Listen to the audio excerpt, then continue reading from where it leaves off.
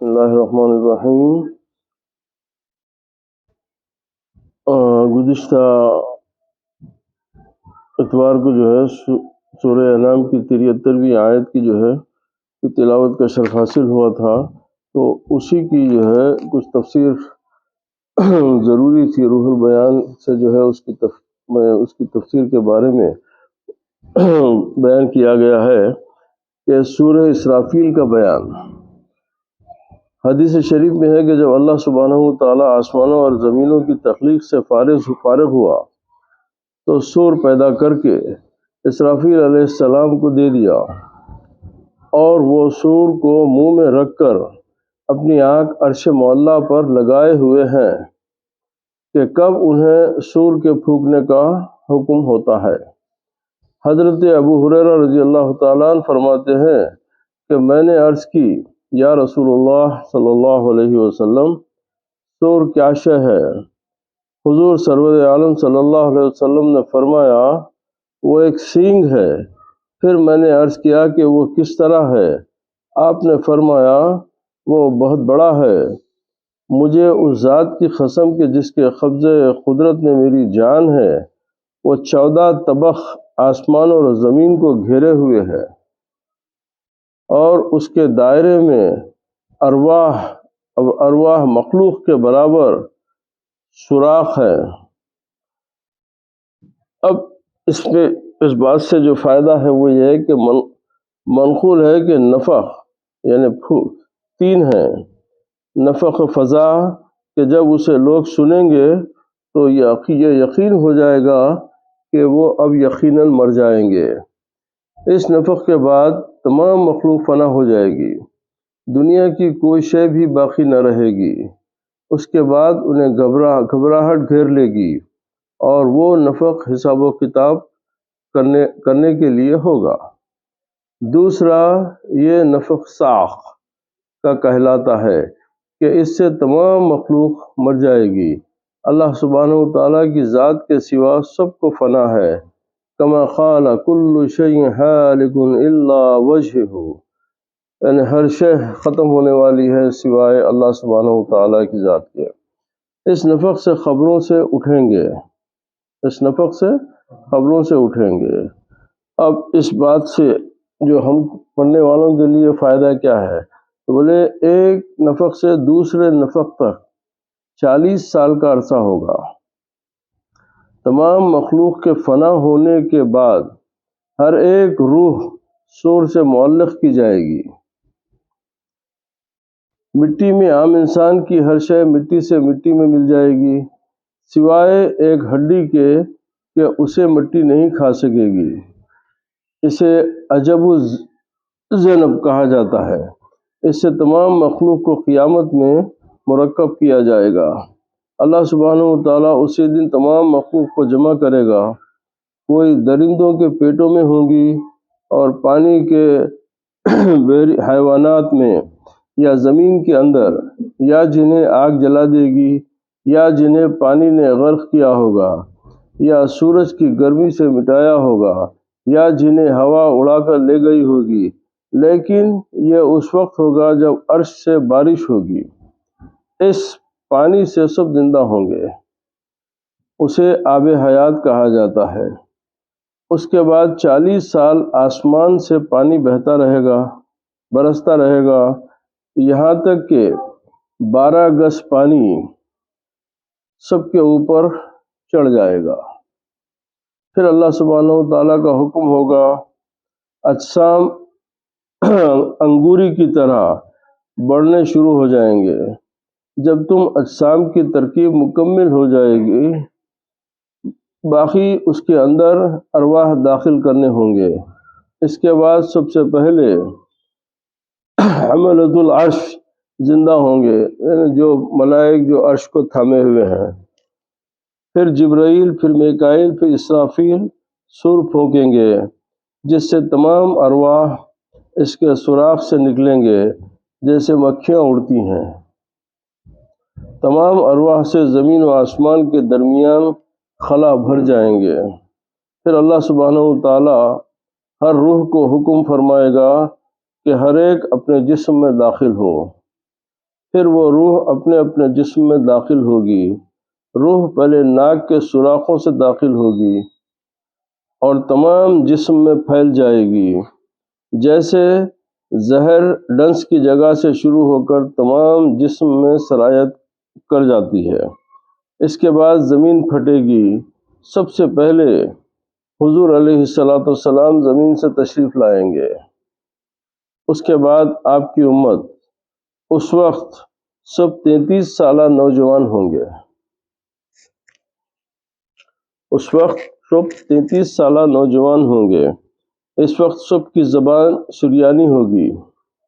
سب کے سب اللہ سبحانہ و تعالیٰ کی طرف تیز رفتاری سے بھاگیں گے، لیکن یہ حال مخلص اہل ایمان کا ہے، اور کافروں کے لیے یہ دن بہت بڑا سخت ہوگا۔ اس وقت سب کے سب ننگے جسم اور ننگے پاؤں ہوں گے۔ 70 سال ایسے ہی رہیں گے۔ اللہ سبحانہ و تعالیٰ ان کی طرف توجہ نہیں فرمائے گا۔ تمام مخلوق اتنا روئے گی کہ آنکھوں کے آنسو ختم ہو جائیں گے تو خون کے آنسو بہائیں گے، یہاں تک کہ ان کی جانیں لبوں پر آ جائیں گی اور بولنے سے بند ہو جائیں گے۔ پھر جس طرح اللہ تعالیٰ چاہے گا کرے گا۔ اے بندے خدا، اسلام میں حقیقی کے لیے جد و جہد کرو اور اللہ تعالیٰ کے حضور میں سر تسلیم خم کیجیے تاکہ تجھے نجات حاصل ہو۔ اپنی خودی کو مٹا دے، جیسے گیند میدان میں اپنے آپ کو ڈنڈے کے حوالے کر دیتی ہے، تم بھی اپنے آپ کو اللہ تعالیٰ کے احکام کے سپرد کر دو۔ لیکن یہ اسے نصیب ہوتا ہے جس پر اللہ سبحانہ و تعالیٰ کا فضل و کرم اور انبیاء و اولیاء کا وسیلہ حاصل ہو۔ چنانچہ صاحب مثنوی یعنی مولانا جلال الدین رومی رضی اللہ تعالیٰ عنہ فرماتے ہیں کہ سازد اسرافیل روز نال راہ، جاں دہد بوسید ست سال راہ، انبیاء را درد روح ہم نغمہا است، طالباں رازاں حیات بے بہاست، نہ شنودہ نغمہا را گوش حس، گوشہا گوش حس باشد نجس، ہی کہ اسرافی لخدن اولیاء مردہ را زیشاں حیات است و نما، نغمہائے اندرون اولیاء اولا گوید کے اجزائے لا، ہی زلائے نفی سرہا برزنید، این خیال و وہم اکسو افغنید، اے ہمہ بوسید در کنو فساد، جان باقیاں نہ روح و نزاد۔ اس کا ترجمہ یہ ہے کہ اسرافیل علیہ السلام ایک دن زور سے آواز نکالیں گے تو 100 سالوں کے مردوں کو جان بخشیں گے۔ انبیاء علیہ السلام کے اندر میں بھی نغمے ہیں جس سے طالبان حق کو بے بہا حیات نصیب ہوتی ہے، لیکن ان نغموں کو یہ ظاہری حس نہیں سنتی، اس لیے کہ ان کانوں کے حس نجس ہے۔ خبردار، اولیاء کرام بھی وقت کے اسرافیل ہیں، ان سے مردوں کو حیات و نشو و نما نصیب ہوتی ہے۔ اولیاء کے اندرونی نغمے کو وہ لا کہتے ہیں اور انہیں فرماتے ہیں کہ اے لا کے اجزاء، خبردار، لا نفی سے سر کو مارو، اس خیال و وہم کو ایک طرف پھینکو، اے کون و فساد کی بوسیدہ ہڈیوں، باقی رہنے والی جانوں کو ہاتھ سے نہ جانے دو۔ یہ تھی گزشتہ اتوار کی باقی بیان تھا۔ اب آج جو تلاوت کریں گے انشاءاللہ آیت 74 ہے سورہ انعام کی۔ وَإِذْ قَالَ إِبْرَاهِيمُ لِأَبِيهِ أَتَتَّخِذُ أَصْنَامًا آلِهَةً انی لا اراک وقومک فی ضلال مبین۔ اور جب ابراہیم علیہ السلام نے اپنے باپ آزر، جو حقیقت میں چچا تھے، محاور عرب میں اسے باپ کہا گیا ہے، سے کہا کیا تم بتوں کو معبود بناتے ہو؟ بے شک میں تمہیں اور تمہاری قوم کو صریح گمراہی میں دیکھتا ہوں۔ تو اب یہاں پہ ایک بحث یہ ہے کہ کیونکہ اب لوگ اس بات پہ مصر رہتے کہ آزر جو ہے حضرت ابراہیم کے باپ تھے، کیونکہ اب قرآن پاک میں فرمایا گیا ہے کہ ابراہیم ابھی ہی، تو اب یہاں پہ چچا کیسا ہو گئے؟ تو اس میں مفسرین کے پاس جو معتبر دلائل ہے وہ خود قرآن پاک سے بھی ہے اور احادیث بھی ہے کہ حضور علیہ، کیونکہ حضرت آزر کی بت پرستی وہ معروف ہے، قرآن میں اس کا ذکر ہے، اور جب آزر بت پرست تھے تو پھر رسول پاک علیہ السلام کے بارے میں فرمایا گیا ہے کہ فَسَجَدُكَ مِنَ السَّاجِدِينَ، کہ ہم نے آپ کو سجدہ کرنے والوں کی صلبوں میں پلٹایا۔ تو جب سجدہ کرنے والوں کی صلبوں میں پلٹایا تو یقیناً آزر سجدہ کرنے والے نہیں تھے۔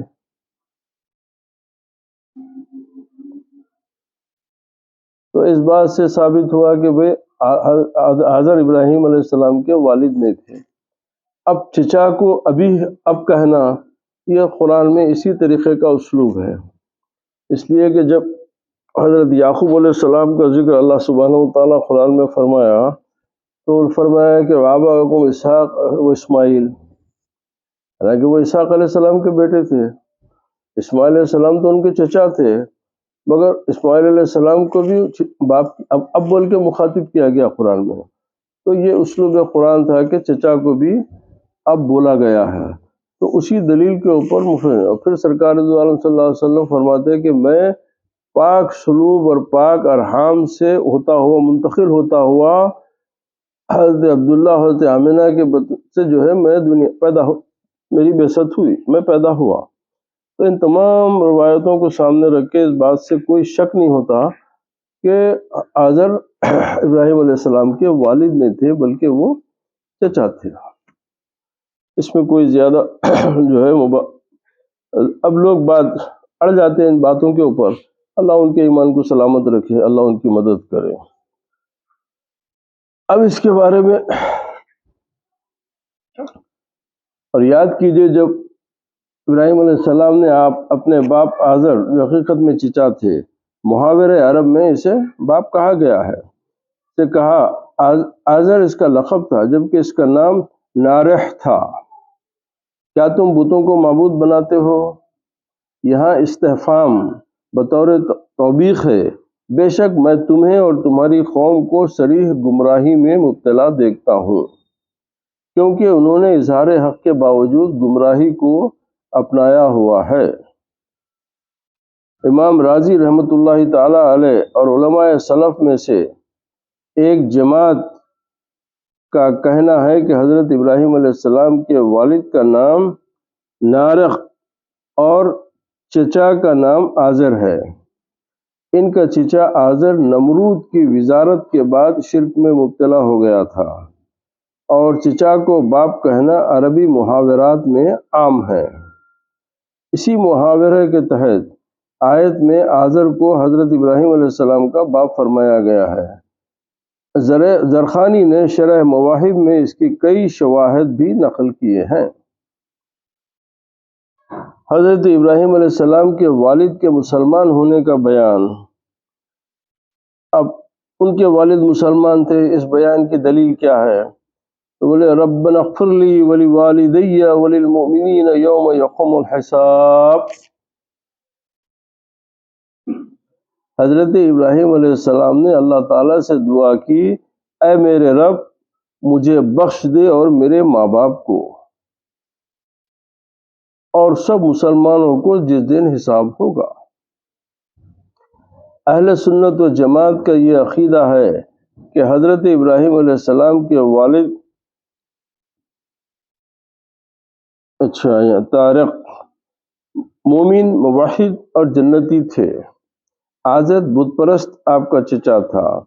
حضرت ابراہیم علیہ السلام کا اپنے والد کی مغفرت کے لیے دعا کرنا یہ ثابت کرتا ہے کہ وہ مسلمان تھے، کیونکہ کافر کے لیے مغفرت کی دعا نہیں کی جاتی۔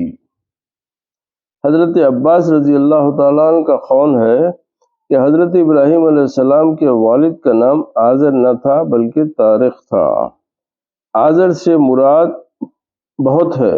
تفسیر ابن کثیر خاموس میں ہے کہ آزر حضرت ابراہیم علیہ السلام کے چچا کا نام ہے۔ علامہ جلال الدین سیوطی رضی اللہ تعالیٰ نے مسالک الحنفاء میں بھی ایسا ہی لکھا ہے۔ چچا کو باپ کہنا تمام ممالک میں معمول ہے، بالخصوص عرب میں۔ قرآن کریم میں قالوا نعبد الہک و الہ آبائک ابراہیم و اسماعیل و اسحاق الہ واحد ونحن لہ مسلمون، اس میں حضرت اسماعیل کو حضرت یعقوب کے آبا میں ذکر کیا گیا ہے، باوجود ہے کہ آپ چچا ہیں۔ حدیث شریف میں بھی حضرت سید عالم صلی اللہ علیہ وسلم نے حضرت عباس رضی اللہ تعالیٰ عنہ کو اب فرمایا، چنانچہ ارشاد کیا ردو علی ابی، اور یہاں ابی سے حضرت عباس مراد ہے۔ تو پتہ چلا کہ اب کہنا یہ اسلام کا رواج، یعنی چچا کو اب کہا جاتا تھا۔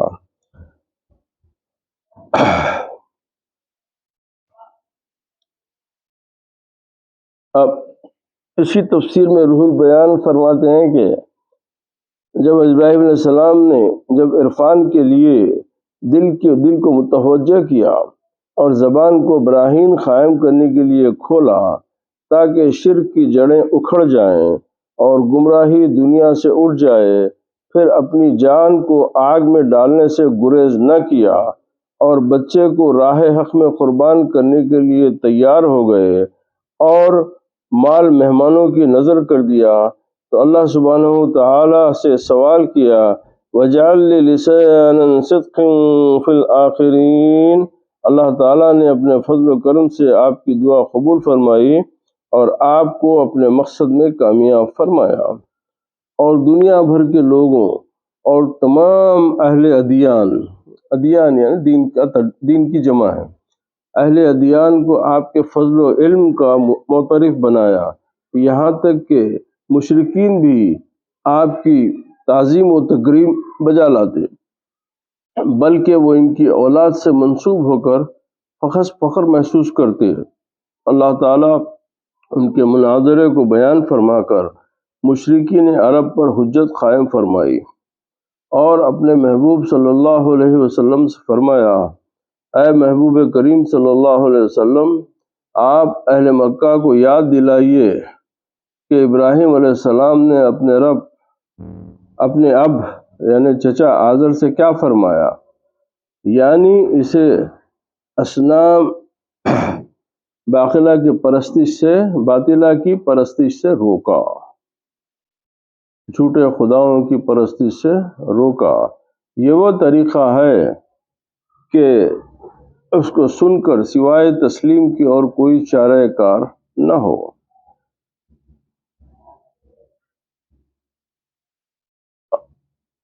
آزر علی ابی کا عطف، اچھا اس کا نام طارق تھا بفتح، اچھا یہ لغوی بحث ہے۔ اب یہاں پر جو وہم کا ازالہ ہے اس کی بابت فرماتے ہیں کہ یہ صحیح ہے کہ بت پرستی کفر ہے، اور آزر کی بت پرستی پر آیات میں تصریح ہے، صاف بیان ہے، لیکن اس سے حضور نبی کریم صلی اللہ علیہ وسلم کے نسب مبارک پر قباحت لازم نہیں آتی، جیسا کہ حضور علیہ السلام نے فرمایا کہ میں اصلاب طاہرہ سے ارحام طاہرہ کی طرف منتقل ہوتا رہا۔ یعنی نطفہ جو ہے نا وہ باپ کے صلب سے، تو صلب کی جمع اسلاب ہے، تو باپ کے صلب سے ماں کے پیٹ میں منتقل ہوتا تو رحم پیٹ کو کہا جاتا، تو رحم کی جمع ارحام ہے۔ تو آپ فرما رہے ہیں کہ میں پاک صلبوں سے پاک ارحام میں منتقل ہوتا رہا۔ اس کا مطلب یہ ہے کہ آپ کے نسب میں شرعی نکاح کی حیثیت رہی، سفاح یعنی زنا وغیرہ سے تمام نسب محفوظ رہا۔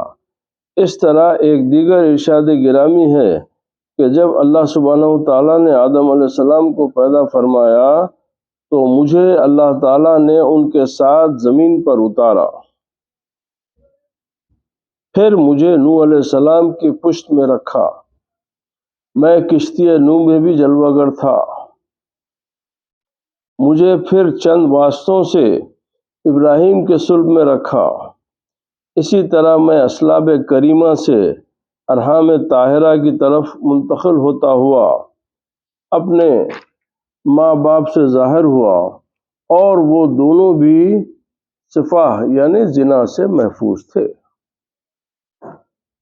نور محمدی علی صاحبہ السلام کی سیر کا بیان۔ مروی ہے کہ جب بی بی حوا علی نبینا و علیہ السلام نے شیط علیہ السلام کو جنا تو حضور نبی کریم صلی اللہ علیہ وسلم کا نور مبارک شیط علیہ السلام کے ہاں منتقل ہوا اور ان کی پیشانی میں چمکتا ہوا نظر آیا۔ جب وہ نوجوان ہوئے تو آدم علیہ السلام نے ان سے عہد و پیمان لیا کہ یہ امانت صرف پاک ارحام و اسلاب میں منتقل کریں گے، تاکہ یہ امانت پاک اسلاب و ارحام سے منتقل ہوتا ہوا عالم دنیا کو منور فرمائے۔ چنانچہ وہ نور مبارک ادریس علیہ السلام سے منتقل ہو کر یانش کے پاس، جنہیں انوش کہتے تھے، پھر ان سے خینان، پھر ان سے محلائیل، ان سے یزدان، ان سے خنوخ، بروزن، سمود، جنہیں ادریس علیہ السلام کہا جاتا ہے، ان کا اخنوق بھی نام تھا، پھر ان سے متوسلح، ان سے لمک، ان سے نوح علیہ السلام، ان سے سام، ابو العرب، ان سے ارفشس، ان سے شالخ، ان سے جابر، بروزن، ناصر، ان سے جیر، بروزن، جعفر، ان سے نالخ، ان سے فالخ بھی کہا جاتا ہے، ان سے ارغوا، انہیں راغو بھی کہا جاتا تھا، ان سے شاروخ، ان سے ناہود، ان سے طارق، پھر ابراہیم علیہ السلام، پھر اسماعیل کی طرف۔ یہ بات اس بارے میں صاف ہو گئی۔ الحمدللہ رب العالمین۔ تو آج اسی ایک آیت پہ ہم اکتفا کریں گے، اور انشاءاللہ چلیے یہ آیت نمبر 75 ہے۔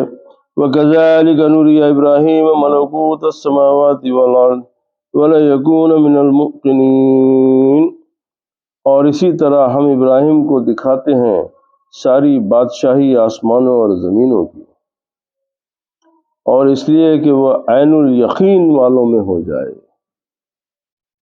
اور وہ عین الیقین والوں میں ہو جائے۔